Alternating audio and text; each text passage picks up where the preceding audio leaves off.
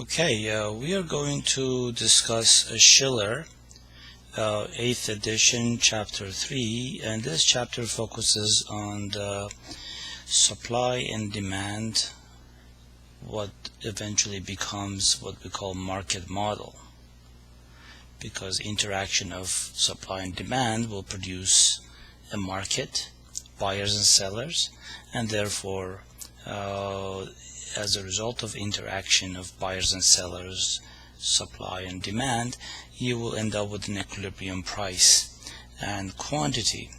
Let's start off by following very systematic steps in understanding this discussion. We're going to start off with the demand side. And the first thing in the demand side we'll talk about is the law of demand. And in that context, the discussion essentially is that there is a negative or inverse relation between price of a good, and by that we also mean a service, and the quantity demanded of the same good or service, holding everything else constant. Okay, this is very important to understand, and by negative or inverse meaning that the movement in price and quantity are in opposite direction. So increase in price leads to reduction in quantity demanded, and decrease in price leads to increase in quantity demanded. So that's really what the negative or inverse relationship means. Now in that context, next step is to actually give this discussion, which has had a shape. So we are essentially looking at two variables, price and quantity. So therefore we develop this model where we measure quantity of a given good or service, such as let's say movies, and this would be the price of movies or movie tickets.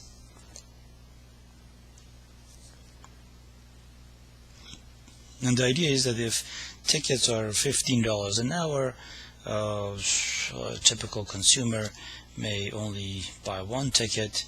If it's down to let's say $12 per ticket, then people may buy two, and if it's down to $8 per ticket, then you may buy 3 movie tickets. And so if I connect these points, I get the demand curve for movie tickets. Okay, so that's essentially what we call demand curve, showing different quantities of a given product at different prices. Okay, now you may ask the question, anything else besides the price of a product will impact the purchase? And of course yes, and for that reason we expand this discussion to consider demand function, in which we say quantity demanded, let's say for movie tickets, depends on the price of movie tickets, but also price of other shows or other entertainment services that competes with movies, and then price of complement goods and services that you usually have to consume those in order to go to movies. Maybe popcorn and soda would be one, or transportation would be one. You can't go to movies unless you drive or catch a bus, or for some people going to a movie is not worth it unless you can have popcorn and soda. So these are called complement goods, goods that are consumed in conjunction with movies. These prices of other goods are called substitutes prices, meaning prices of other goods that can be substituted for movies. Let's say if you go to the one of these arcade places, or if you go to a theater, whatever else that competes or could potentially for some people compete with going to movies.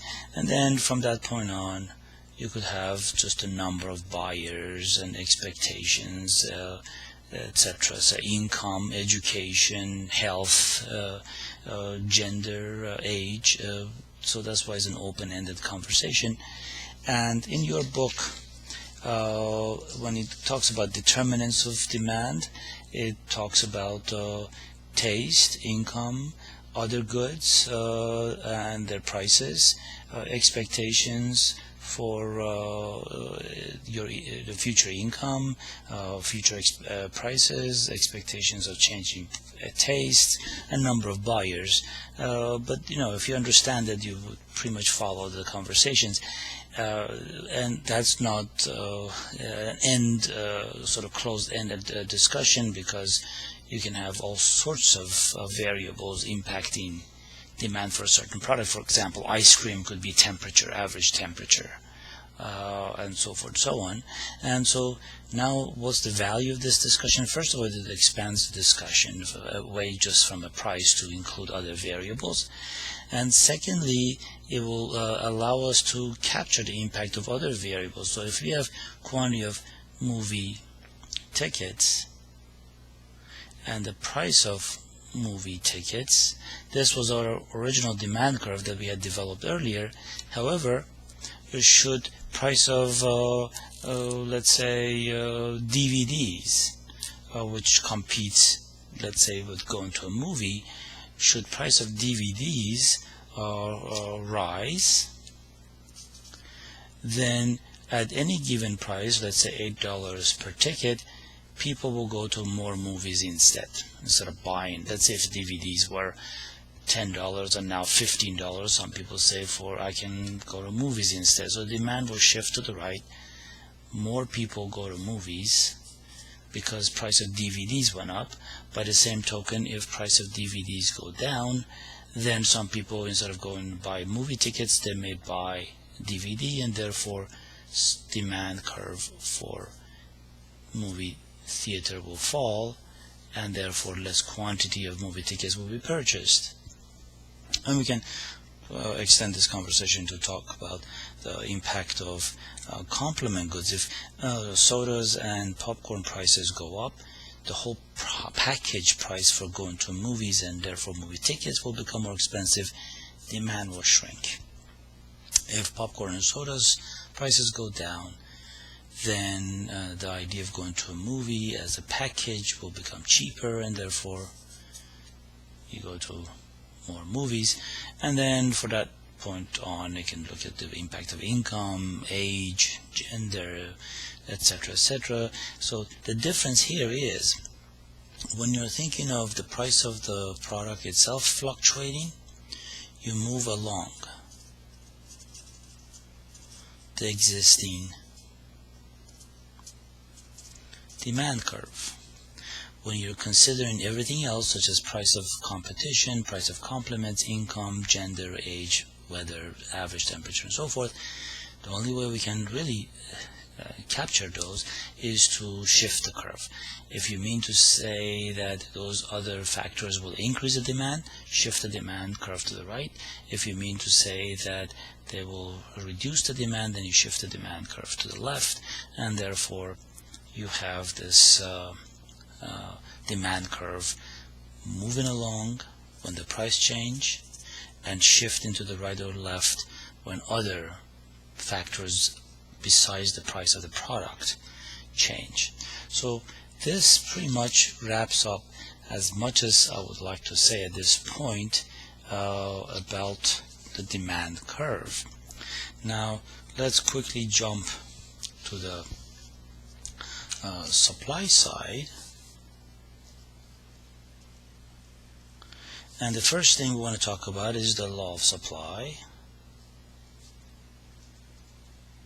In this context, essentially we'll say that there is positive or direct relation between price of a good and the quantity offered or supplied. Okay, so now if we were to take this thing and give it a shape, we say that from a seller or producer or supplier point of view, here's a quantity and the price. If the price rises, this price, perhaps the seller is willing to offer this quantity, 100 units let's say, at $5. If the price goes to $10, you may offer 150 units. And then if it goes to $15, you may be willing to offer, let's say, 300 units. And so if I connect these points, I end up with a supply curve. Okay? And so the next question you may ask is that, well, is there anything besides the price that will drive a supplier to produce? Of course, yes, and that is what we call supply function, in which we say quantity supplied of a product, let's say movie tickets, depends on its price, movie tickets, but there are other variables in there, such as other inputs, such as taxes, subsidies, technology, expectations, and number of suppliers. And if you look at your in the context of your textbook, there are discussions about the causes of shift in the supply curve.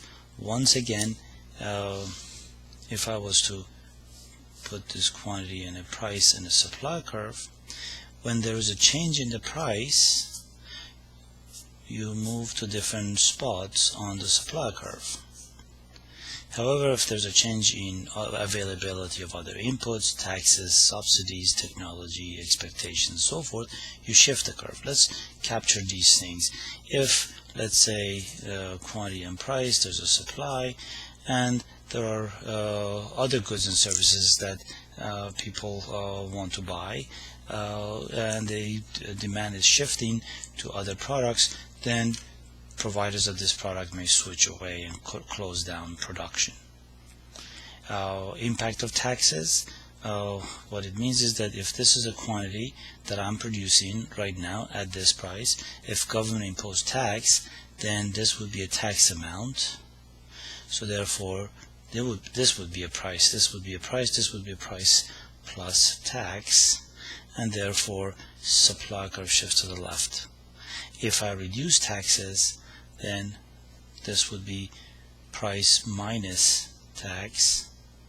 So therefore, same quantity now can be priced lower.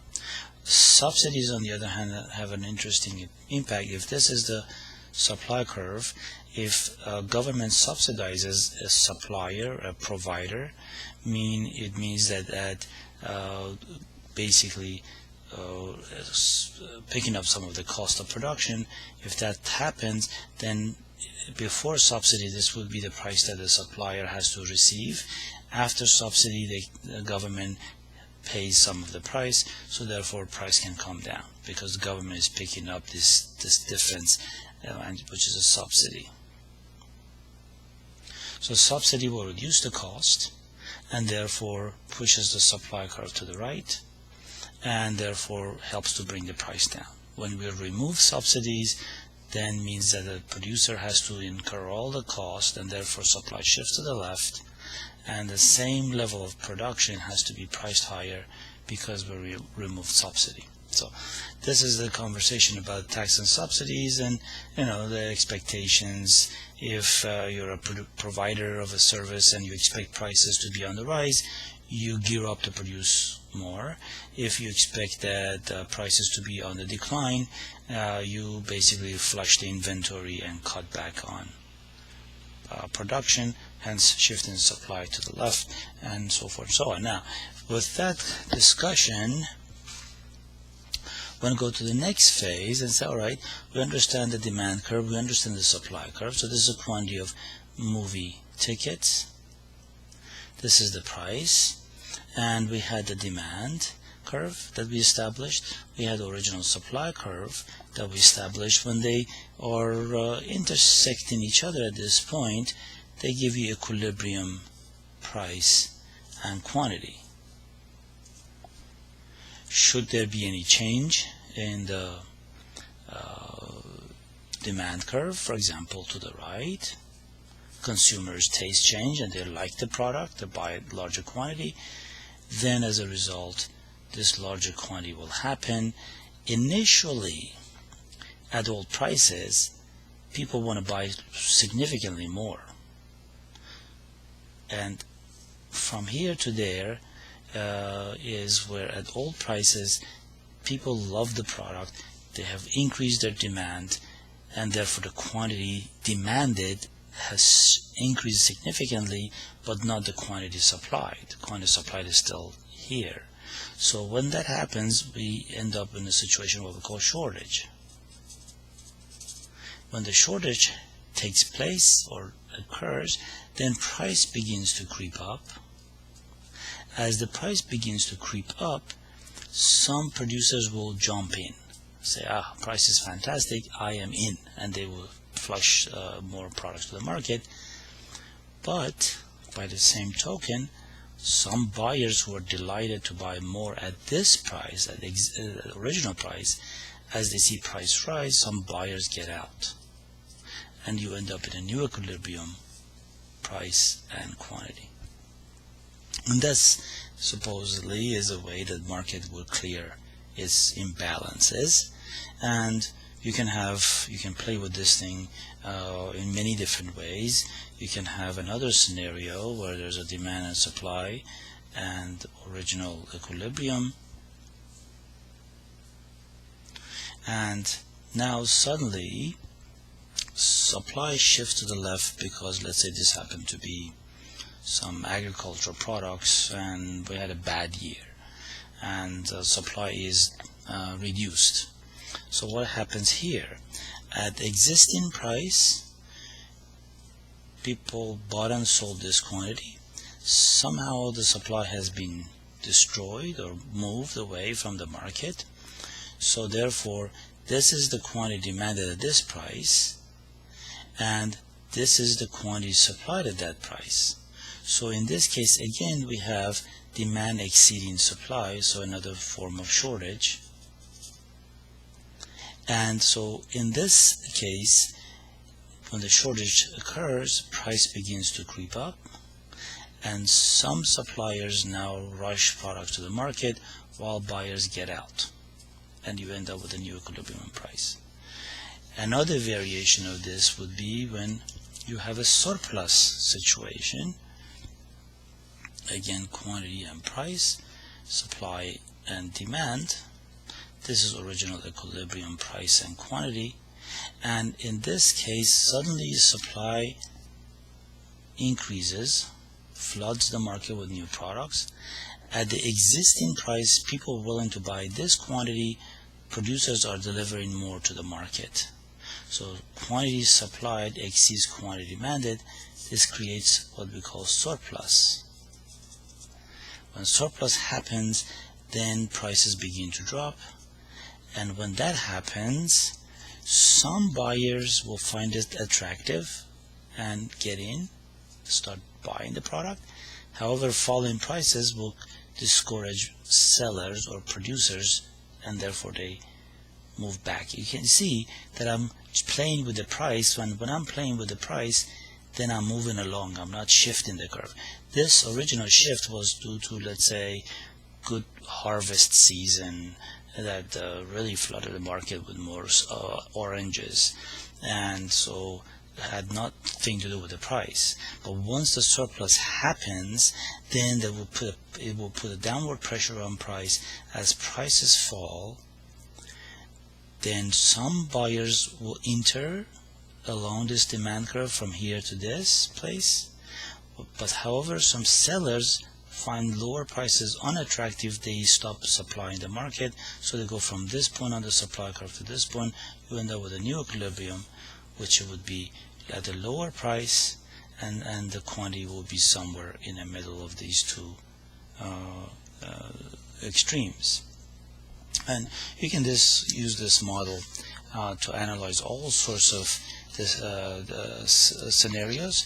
In your book, we're talking about the situation of price ceiling on page 71, and there's also a situation of price floors on page 73, and I would like for you to read those sections carefully on your own.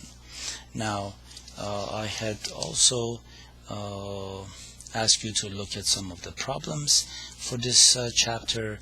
I will make a separate video discussing those at a later date.